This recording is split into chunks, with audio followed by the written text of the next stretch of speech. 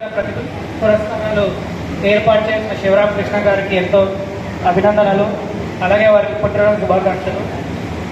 అలాగే మనం ఈరోజు చూసాం టెన్త్లో 590 అలాగే 500 పాయింట్స్ స్కోర్ చేసిన వాళ్ళు చాలామంది ఉన్నారన్నారు. It's a great achievement. ఎందుకంటే 9 years బ్యాక్ నేను కూడా మీలాగే 10th పాస్ అయ్యాను. నాకు 10/10 వచ్చింది. నాకు ఇక్కడున్న తల్లిదండ్రులు కానీ ఇక్కడున్న విద్యార్థులు కానీ వాళ్ళు ఏం ఫీల్ అవుతున్నారో అది నేను ఫీల్ అయ్యాను 9 years back. It's a great achievement. అలాగే ఇంకొకటి నేను చెప్పదలుచుకుంది ఏంటంటే ఇప్పుడున్న జెన్జీ జనరేషన్లో మనకు మెయిన్ ఆర్టిఫిషియల్ ఇంటెలిజెన్స్ మనకి ఇన్ఫర్మేషన్ సోర్సింగ్కి వాడాలి. బట్ ఎవరో కానీ దాన్ని ప్రాబ్లమ్ సాల్వింగ్కి ఎక్కువగా వాడకండి. ఎందుకంటే మన క్రిటికల్ థింకింగ్ కానీ మన రాడికల్ థింకింగ్ కానీ తగ్గిపోతుంది.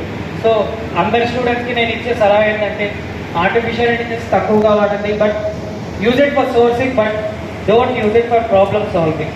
ఈ అవకాశం నాకు ఇచ్చిన అందరికీ ధన్యవాదాలు తెలియజేస్తూ